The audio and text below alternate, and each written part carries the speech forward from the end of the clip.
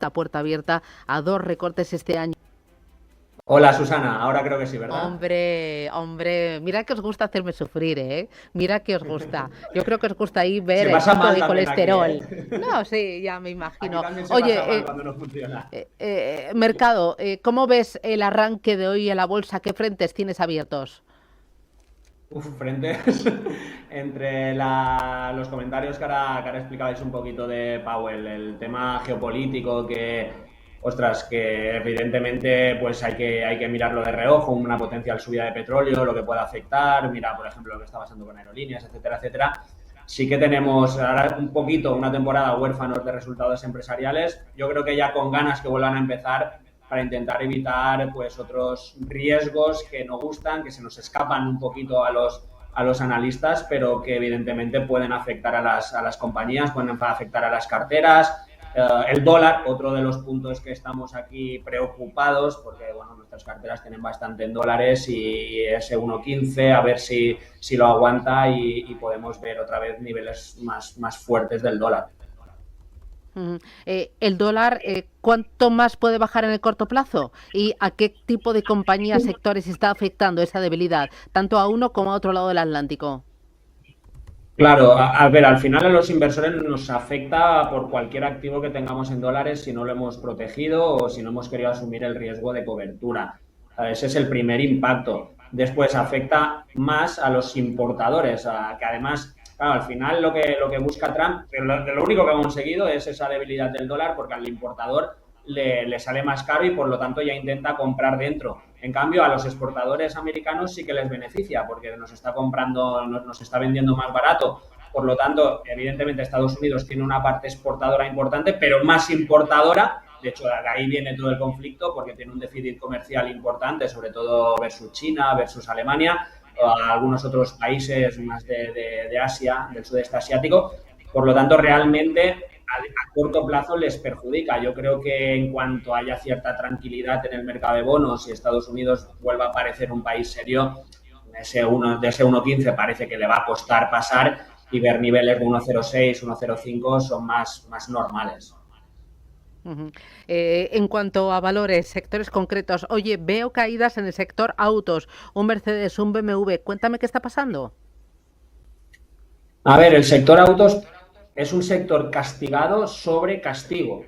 Tenemos valoraciones muy bajas, precisamente, sobre todo en esas dos compañías que has comentado. Hace poco hablaba con un fondo alemán que las tiene entre sus primeras posiciones, que conoce muy bien el mercado alemán, que por ejemplo no le gusta nada Volkswagen y le gusta mucho BMW y Mercedes por ese sesgo más, no sin ser un mercado de lujo, sí más tiende a ciertas clases sociales, sobre todo algunos modelos que son el core de estas compañías, y tienen bastante confianza en ellos y hablaba con ellos porque nosotros también nos gustan. Es verdad que es castigo tras castigo, aranceles al acero, tema de microchips, tema de diésel, pero vemos valoraciones muy baratas. Evidentemente, el mercado de petróleo no ayuda porque al final, pero de forma muchísimo más indirecta, por ejemplo, afecta mucho más a aerolíneas. Y aerolíneas, ¿cómo ves el efecto de lo que está pasando entre Irán, Israel, el petróleo, en aerolíneas y también en petroleras? Mira, en aerolíneas, por ejemplo, veo una oportunidad bastante grande. Las caídas, sobre todo en las americanas, han sido muy bestias. Tenemos Delta, tenemos American Airlines con caídas muy fuertes, también en Europa, no tan fuertes, Lufthansa, Air France, incluso IAG, pues caídas, en low cost, caídas muy fuertes. Eso ya va un poquito aparte porque ya sí que los números no son los mismos como de otras compañías, quitando Ryanair, que a pesar de ser low cost tiene unos números increíbles. Y lo que estamos viendo, primero, el primer impacto la semana pasada fue por una bajada de tarifas en Estados Unidos, que penalizó más a las americanas y arrastró un poquito a las europeas. Y coincidió con la retirada de personal diplomático de Estados Unidos en Irán, que ya se anticipaba el ataque, que después se consumó el ataque, subidas de precio del petróleo, pues desde mínimos en torno a un 18 o 20%, que hacen que las aerolíneas se hayan visto afectadas. Si normalmente estos shocks del petróleo son cortos, los números de las compañías, de las aerolíneas, yo creo que son buenos, sobre todo algunas, insisto, sí que puede haber algunas que puedan preocupar más, pero si vamos a las que tienen buenos números, podrían ser aquí oportunidades. todo lo contrario te diría que del petróleo, que si el choque... A ver, el petróleo sigue barato, a niveles hasta incluso de 80, 90, no hacen daño a la economía ni realmente harían daño a las aerolíneas con sus coberturas, con su diversificación, con el efecto moneda. No olvidemos que el petróleo se compra en dólares, por lo tanto se reduce un poquito esta subida del petróleo.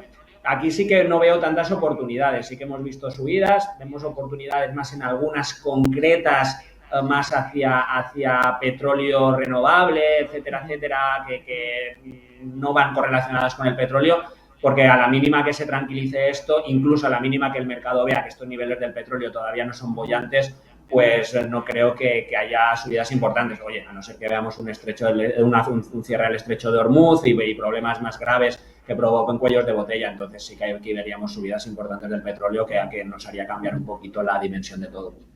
Bueno, veo subidas en Eni, en Total Energy, veo también subidas en Repsol del 1,40%. En el otro lado mencionábamos el sector autos. Mira, Mercedes baja un 5,89%, Stellantis recorta un 5,93%. Veo también descensos a Volkswagen del 3,52%, Ferrari del 3,63%. Algo más que veas así interesante. En rojo los bancos, alguna aseguradora. Entre bancos y aseguradoras, ¿qué te gusta más? A ver, los bancos, me gustan más las aseguradoras por tema más defensivo, por menos dependientes del ciclo.